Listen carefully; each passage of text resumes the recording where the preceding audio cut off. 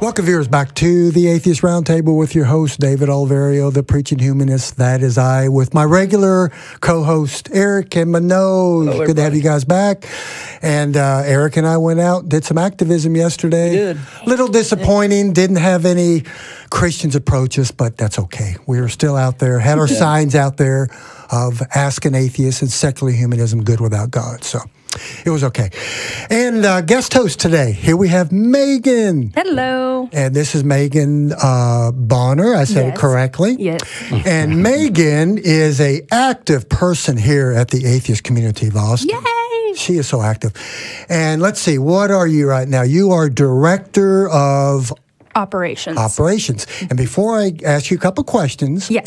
I don't know Megan very well, but I can tell you one thing. When I met you a few months ago, I noticed this young lady is busy. She's always doing something around here, whether it's setting up tables and so forth. So you're really involved. I appreciate all you do. Oh, you do so much. So I enjoy it. Tell us what you do here at the ACA. Oh, a variety of things. Right now, I'm working closely with the president and our director of communications to really just keep things going. Jamie and? Yes, Jamie and Eric. Moving things in the forward direction. That has been a big push recently to keep us innovating, keep us progressing with new ideas, new initiatives. For instance, we gave a little bit more money this year to the Ask an Atheist booth, which I think is really, really important. And just trying to, we took down the wall to open up, or the fence to open up parking. That took some logistical Didn't even notice that. Oh. Came on, I've been gone for a while. When I pulled up. Did you? Wow, I was in a hurry to get here, I guess. And we put in a couple, we're trying to make it a little bit more family friendly around here. It is a smaller space, but we're working on making it inviting for not just the adults, but also the little ones. That's good. Trying to provide a community, right? Exactly. Absolutely. Exactly. And that's when we go out there for activism. We're trying to reach these people. Yeah. Show them an alternative. There's been a few people that we've reached out to at the booths that have actually came here that didn't know about the ACA, right? Ben? Yeah. Also helping out with some of the more complicated electronic stuff that I don't know anything about. Some of the designs and things, So that's good. And a couple of other people that I know that I've seen here that had came to the booth and they sat in the audience and watched the show and stuff. So it works. So Megan, you came from a background of religion, Christianity. Tell us briefly about that and how you came out, and then we're going to get into the topic. Well, I grew up big Catholic family. I think I can't count them all, but somewhere around 22 cousins. Wow. So classic Catholic family. But my dad wanted to be nice to my grandma, so we, my siblings and I, grew up in the Lutheran church just down the street. And growing up, we were homeschooled in an evangelical homeschool group. So I got to experience a little bit of several, what do you call them, pots Different of flavors? Christianity. Yes, flavors. Each of them is definitely interesting in its own right. None of them, in my opinion, really are good. But, they each have their own flavor. Right. So how long have you been an atheist? I like to say my entire life, because I never actually believed. I draw a distinction between believing and fearing something that you can't see.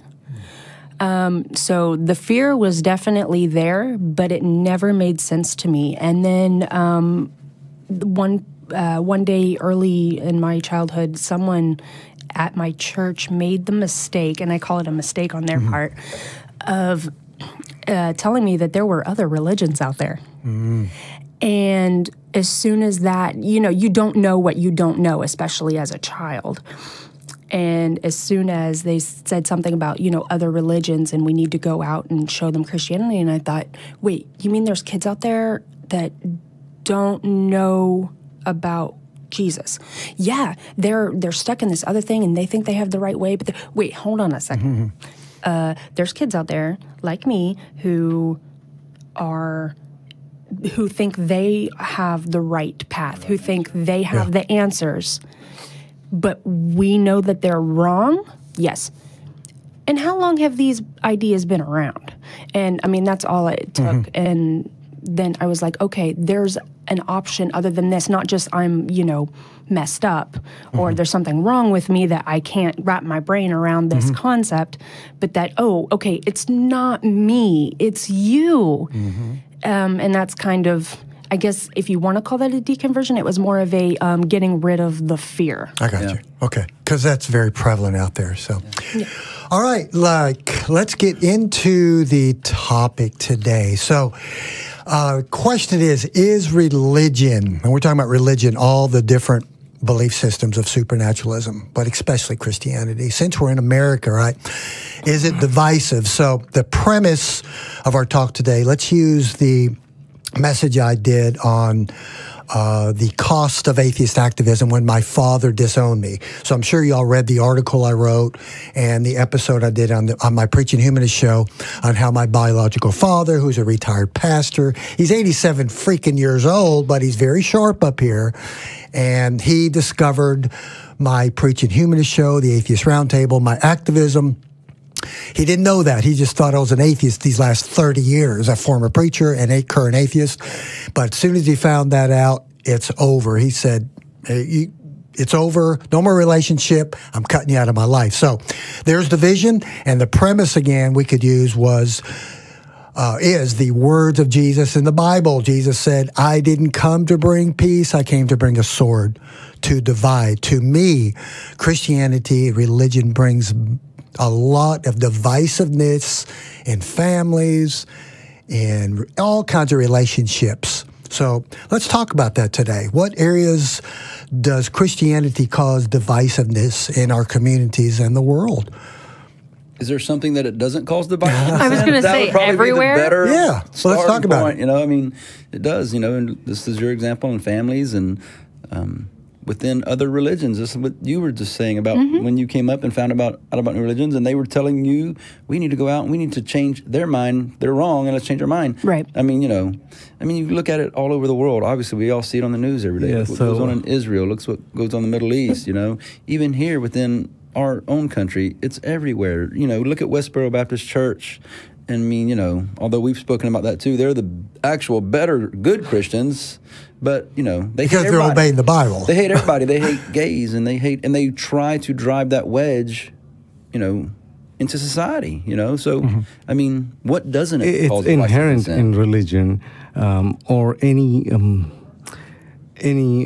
mind control system. Religion is basically a mind control system. It worked very well in way back when people lived in isolated homogeneous pockets where one philosophy or one idea to rule them all would have been very convenient for the rulers. Yes. But we cannot go back to that world, and it's not desirable either. So when I think of it, there's the idea of, okay, there's this power that you cannot see, but you've got to live by certain rules laid down by the leaders of that community. That's the basic quality in every religion. So now think of what happens. One group comes in contact with another group with a different idea of, different leaders and different idea of practicing or worshiping. There's going to be conflicts, and it's not going to be reconcilable because inherently these groups want to dominate. That's their basic idea. We want to teach our faith and belief to the rest of the world. We don't want to change ourselves. That's inherent in every religion, and that's a real seed of divisiveness there. And are there religions that don't have this? Very few. That's a good point, because you came out of... Well, I was raised in a Hindu culture. And Hindu culture, it's not explicitly... it's not monotheistic, for one. So it's a lot more tolerant of other... It can easily absorb other ideas and ways of worship, but still, there was one inherent quality that we are better than others. Yeah. The others are impure and we have the right way. And that kind of breeds a superiority, a dismissiveness about others. And that's never served me well, but I had it a long time back. And it was mostly because you're not in contact with bigger, wider world. You're in this protected little pocket, and it's like a frog in a well. Well, you were brought up in the Hindu beliefs and religion because you were born in India. Yes. Absolutely. America, what is my religion going to be, or what most likely is going to end up being Christianity? If you're from Saudi Arabia, it's going to be Islam. It's, so that's what. And you're right. None of these things are compatible together.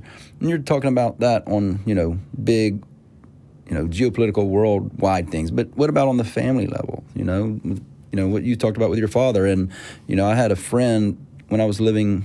Before I moved to Austin, and she was my next door neighbor, and we became, really close friends and everything. And she was gay, And before I had met her, she had lived with another woman, and they were just happy and gay, and doing their thing. But her family was religious, would go to church, and so she, started going to church, and they actually got her to believe that, man, she's going to hell, and she's a sinner. So she broke it off with her girlfriend, and I mean, the last I had, I hadn't talked to her in a couple of years, but the last I'd heard, she was doing her best to not be gay, and she was obviously gay, but because of this fear that, her family and then the church instilled into her, she's trying to go against, who she really was.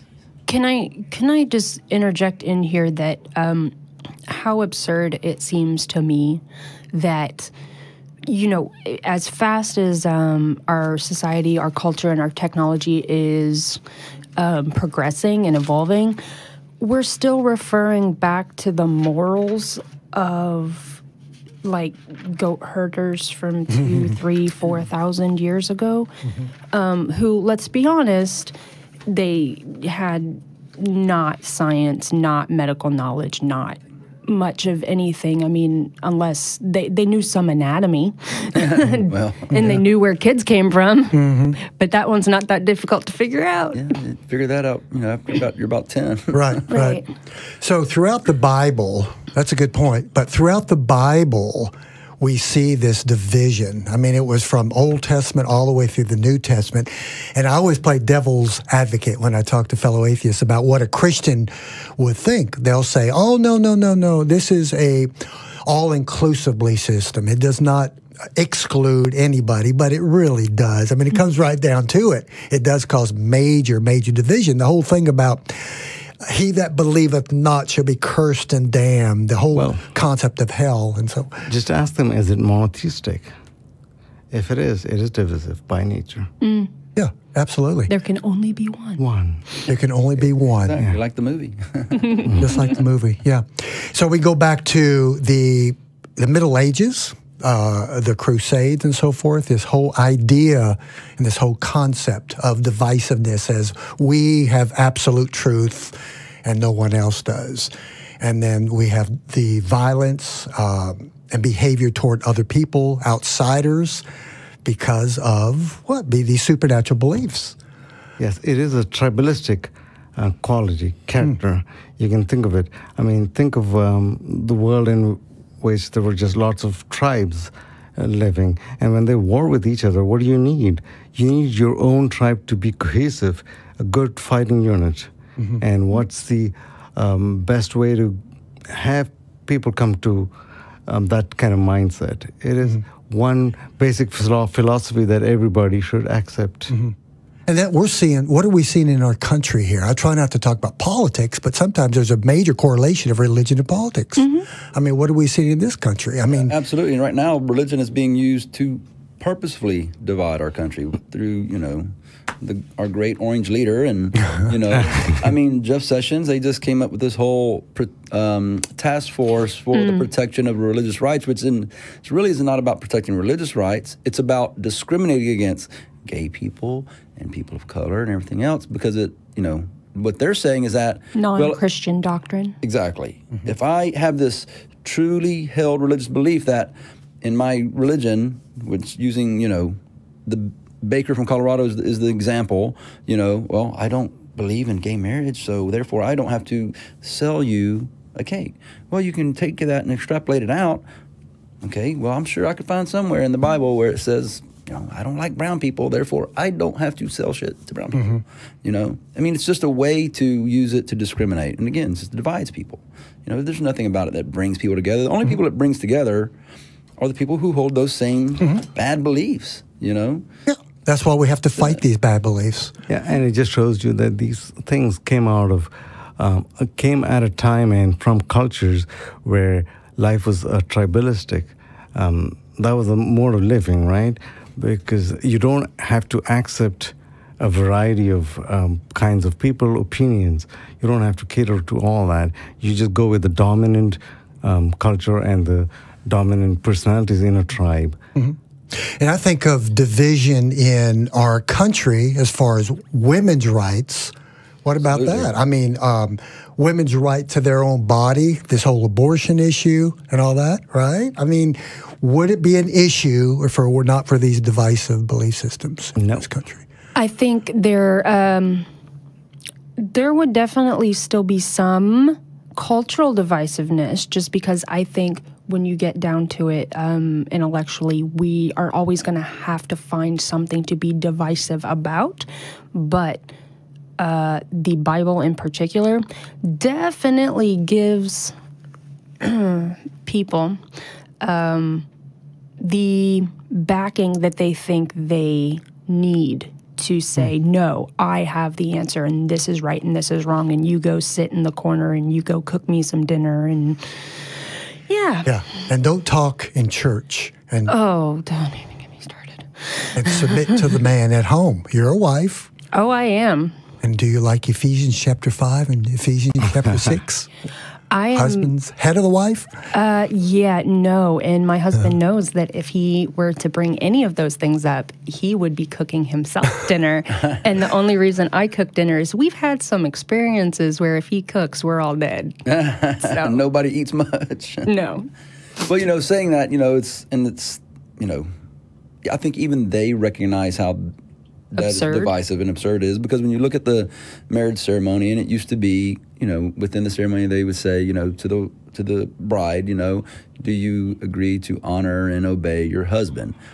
And they never said that to the husband. But now, and it's been a long time since, but now they say it to both, because they recognize women really don't like to be told that. Well, for the record, my husband and I wrote our own vows, and I specifically, in my vow said, I agree to love, honor, but will never obey. Well, good. And that was in my vows, and he knew it, and he laughed he laughed through the whole thing. Oh, that's awesome. But, right there in the marriage ceremony, they try to elevate the male above the female and say, you have to obey, It's very patriarchal, isn't it? Male-dominated religion, and most of them You can also see, today you can see churches and groups that are very liberal, and they are very accepting of all kinds of people. I think that's a good turn, good step in the evolution of religious culture. Yeah. That's good. You know what? Another thought just occurred to me. We as secular people, secular humanists, atheists, whatever you want to identify as, most of us here are atheists, of course. The atheist community of Austin, secular humanism is our belief system, right? Being good without God. Most of us would agree that we would like to see planet Earth, all the 7.5 billion people, kind of get along and not have so much division. We're into more expanding reason over faith. We want world peace and so forth. But I don't see that in these primitive books. I don't see that at all. I see the division, just like our country's going. We are stepping away from collaborating with other countries. Isolationism, that's division to me. I'm seeing that. And I think the important thing you just said was primitive. It really is a primitive idea. and an outlook, but it appeals to that part of our brains that requires us brain. To be divisive against. We always have to have the other to fight against. We have to have something to fight for, and we have to have something to fight against. And the Bible is very, very good at giving people those things to fight for or against. But I also find it very interesting that the different sects of Christianity find the different things to fight for and against. You just brought up another good point. What about divisiveness within Christianity? Oh, yeah. Oh, it's a big thing. Wow. Yeah, because you got the Baptists up the road who don't like the Catholics up the road, because Baptists, you don't drink, you don't dance, you don't do... But those Catholics, they have them big festivals, and... I mean, I went to a Catholic high school, and literally you would see the preachers, everybody out there, man, big old glass of beer, and they're drinking and getting hammered, drunk, actually, believe it or not. So, and I went to a Baptist church, came up Baptist, ended up going to Catholic school for reasons I won't talk about right now, but, and then we'd sit in church, and, they would actually talk about the other churches within town, how they are wrong, how their version of Christianity is the incorrect version, and they're going to hell. That's what happens when you hold on to these tenets of faith. Within the church I was raised in, my dad was the pastor, and then I became a preacher, as most people know by now. But it was the Pentecostal worldview. We would criticize all the other branches of Christianity because they didn't baptize in the name of the Lord Jesus Christ versus the Father, Son, Holy Spirit. I'm getting into the Bible here, but all these divisive, different opinions of what the Bible said. It was horrible. I mean, my dad, when I was a child, I always remembered, he said, the Baptists, they don't have the truth. We do. We are more mature than them. I don't even know if they're real Christians. I've had people tell me that. And it's so freaking divisive instead of just love each other and so forth. Oh, do you know of any religion, not just Christianity, that's not so divisive? No. Buddhism, maybe? Yeah, that's what I was thinking. Yeah. But that's a Even Buddhism then- doesn't even have they don't even really have a higher deity, do they? it's a non-theistic It's a non-theistic belief system, isn't system. Yeah. it? Buddhism? Yeah, it's more of a And more philosophy. accommodative of all kinds of ideas and... Yeah. But it's still, if I'm not mistaken, the idea is still you are not fighting for a specific thing, but you are trying to move toward something specific. Yes. So I think in that way, you're moving towards something specific. That means you're always moving away from something else. So if you're a believer and you're watching this, I always hope that they're watching. I would like to ask you a question, because this is something that I ask since this incident with my father occurred back on June the 20th.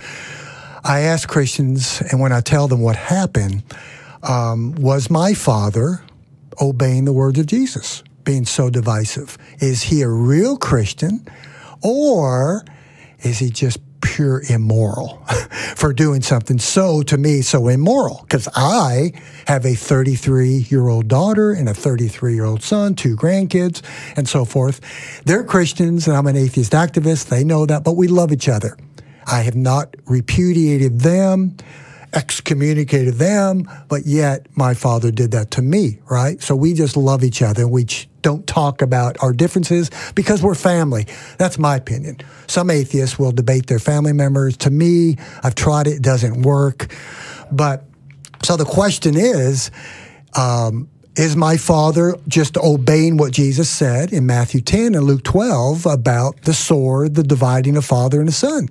What do you guys think about that? Well, maybe, but I mean, I think he made a mistake also if he's going to, go by the Bible. I mean, isn't there, and you know the Bible much better than I do, David, but, quotes or verses that say you're supposed to try to convert people, you're trying to bring them into, so by him, cutting off all ties with you, he's not doing that. So he himself is not following the tenets of the book that he reveres so much, But the religion also tells him to I think to make your family conform to this God, I think, doesn't it?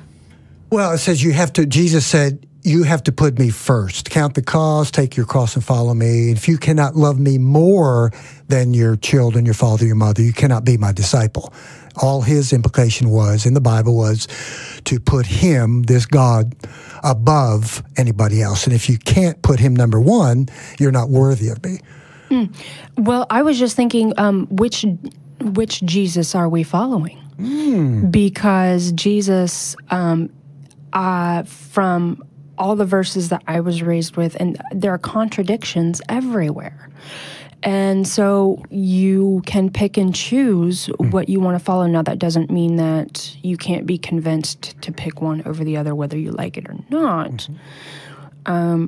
But I think at the end of the day, the general message is love till this point, and then you have to pick me over everything else. To me, that's not true love. No. We know that as humans. Yeah. And believers bring that up all the time. Well, how do you know what love is without Jesus? I'm like, are you kidding me? That's a power game. Yeah. Yeah, but love, I mean, my children, the first thing after my father did that on June the 20th, it was a phone call. I called my 33-year-old daughter, Victoria, my little sweetie, and my 31-year-old son. They're both Christians. They're both awesome people, but they're not right-wing. They're kind of moderate in the middle. And I told them what happened. They were blown away. My daughter almost started crying. She said, Dad, I want you to know something. I love you, and I would never do that to you. You're my father. I know you're an atheist activist, and I'm a Christian, but we love each other. My son did the same thing. My son was so angry that he wanted to call my dad and chew him out. And they're both Christians, you know. But, I mean, this is what it does. So true love overcomes, right? And when you really love somebody, you just love them. You don't completely cut them off. But again, the question is, what about what Jesus said? So that was a good point. Do you take it literally? What scriptures do you take literally? Which ones do you not take literally? And so forth. So it's a very confusing book, the Bible. And Yeah, I mean, you can see that faith, strong faith, manipulates your strong emotion, love. I mean, in your case, a father and son, you know, it's got to be, as you mentioned, unconditional love. But that's a strong emotion, and then you mix into that this faith, strong faith. So you can see how that faith manipulates that. In your father's case, he had two competing ideas. It seems. So one was to go to heaven and have a good afterlife, and the other was to have a good life here, and he chose the afterlife. What's interesting is when I relayed what happened to me to Christians, my Christian friends and clients who know I'm an atheist, and told them, even the fundamentalists, Christians I know, their reaction, about 90% of them was, oh, that's horrible. That's not Christ-like. You know, Jesus would never do that. And again, to me, they don't really know the Bible because this is very divisive. So I think they're just using their own personal subjective morals, which far surpasses this. Exactly. I told a friend of mine that just the other day. We were in my truck riding, going along, and he's a Christian, you know, and he's one of these he kind of makes it up as he goes along, Christians, like the progressives do, you know, and but, you know, and that's what I was telling him, you know, we were just questioning him, you know, and we were it was a heated, you know, debate, but an argument, because we're great friends, but, you know, and I asked him some questions, you know, about, you know, what would you do in certain situations? So what would you do, you know, in the situation of child cancer, you know, would you allow children to have cancer if you had the power not to? And well, he said, of course not. He said, of course I would. I said, well, then why does your God, you know? So what you have to understand is your morals are actually better than this God that is in this book that you worship. You just told me that obviously you believe it would be morally wrong to not do that, but yet your God that you believe in allows it to happen. So, you know, there's this. I said, look at it that way. You actually have better morals in the book that you're reading. So there's this psychological dissonance right there. It's you want to, your morality, your own tells you to do something, but then it's overridden by your religion or faith. And that in people that are strongly faithful, the idea from faith overrides.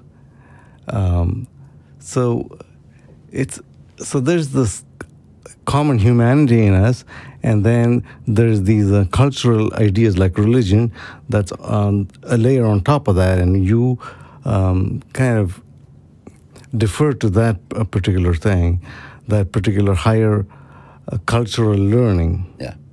And it kind of blemishes your basic humanity. And this is something you can see all around in all religion. Well, I've been lucky because I've came out as an atheist to, some of my friends and some of my family, and I've been really lucky. None of them have, vilified me or anything like that. But they're the more moderate to liberal, people that I know, So I do have a whole other set of my family that are very hardcore, right-wing, just conservative, super conservative.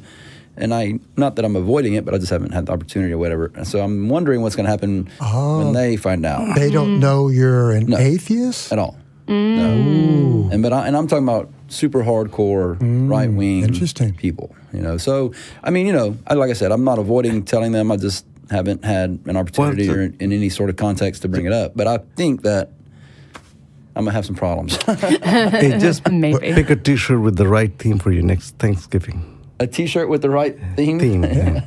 Wear your atheist T-shirt. Wear that A T-shirt there. Oh, yeah. So they would. Oh, what is that? Is that a brand? Yeah, it is. It is a brand. Let me tell you all about it. Come around. I was just going to say to the idea of divisiveness, I just had a thought that those who are a bit more liberal are less likely to have actually read the book. They are going off of what their parents or their peers or their pastor has told them. And that's what we do as humans. We take anecdotal evidence as gospel, and we run with that, and we don't really think about it. And so I think those who are more, how should I put this? If they have truly read the Bible, they are either one of two things: atheist or super conservative. Yeah. And so it is extremely divisive. Yes. It just those who don't how should I say this? Those who are not as divisive with their own personal morals probably just haven't read it, or have decided to just kind of gloss right over. Very good point. Well, I think they say a lot of this stuff is, they're parables and it's lessons, and they're bad. It's bad lessons, Even if you don't believe it's true, that it didn't actually happen, and that, the stories being told as parables, what horrible stories, to say, and to teach people to be, hateful towards other people, and I think I challenge you. Bring out one parable that's bad. David, back me up here. You got parables the knowledge. that are bad? Yeah, there's no such thing. Like, you mean a bad lesson? Yeah, from the Bible. From the Bible. Bad lessons. Oh, there's a ton of bad lessons in here. In fact, stay tuned for my next 2 episodes of my Preaching Humanist show. I'm going to talk about the very words of Jesus, because you hear it all the time. Oh, David, Jesus is such a good guy. He's love. He never said anything divisive or bad or immoral. I'm going to talk about the other flip side of what Jesus said. Even in his parables about slavery, he never condemned it. I'm getting ahead of myself. But that's a good point, though. I mean, talk about divisiveness, if you look back even in history of our own country, with Civil War, a big part of that was there was a group of, mostly from the North, people who, and these were also religious people, Christians, who said it was against, what was, taught in the Bible to have slaves. But then you had the whole other group of people who said, no, it actually says in the Bible that we are the superior race and we can hold slaves. I mean, divided a whole country in that manner. Right here in Colossians chapter 3, Colossians chapter 4, Ephesians chapter 6. It's all in there about slavery. Yeah. Getting off a little topic here. But anyway, folks, I think that's about it. Did you guys want to say anything else about the topic? Because I try not to keep this too long because most people don't have a very long attention span. Yeah, I have one last thing. It's so when I have conversations about these atheism and theism with some people, it just comes up that finally it's your inner sense of what ought to be or how the world should be that guides you, and so then you pick and choose from whatever idea you're subscribing to. So if you're, well, simplistically, if you're a good person by nature, then you're going to go pick the tolerant, nice things from a philosophy. And if you're a bad person, then you're going to pick and choose the cruel parts of that Bible. Then I just have one question that comes to mind. You know, if religion is a good force, then shouldn't it have the influence to suppress the bad sides in everyone and just bring out the good? And we know that, from the real world data, we know that that's not the fact. Yeah. Well, that's what the Bible claims, but when you come to Christ Jesus, your sins are all done away with. It's all been nailed to the cross, and we know that's not true. Yeah, on the net, there's no suppression of bad instincts. Well, just one thing I guess to say is that, to anybody who's listening to this show and, you're having that very thing, especially I think about the young people, kids who, homosexuals, whose parents are now using the Bible, to send them to conversion therapy and to do all these other things, and, if you're on the cusp and if you have questions and, you're doubting, come here. You have a community right here, people who you can talk to, who aren't going to judge you, who aren't going to, just people here who are like-minded, So the atheist community of Austin, you have a whole other group. You're not alone. And you're not an abomination, and you're not Absolutely wrong. not. Good point. Exactly. Good point. And that's what we try to do is, at least on the Preaching Humanist show, when we go out for activism, we're trying to reach the doubting and questioning believers, those that are on the fringe or on the fence. We run into them all the time with fear and doubts. They're afraid of hell. They're afraid of this and that and that. So, all right, Megan, thank you so much for coming on the show. Of course. It was a delight. Thank you. You said some great things, and thanks for all you do here. And we've got a board meeting to go to here pretty soon. We do. Yeah. I need to get prepped for that. All right. All right. Well, thank you so much for joining us and watching the Atheist Roundtable. Have a wonderful day. Bye. Bye. Bye. See y'all later.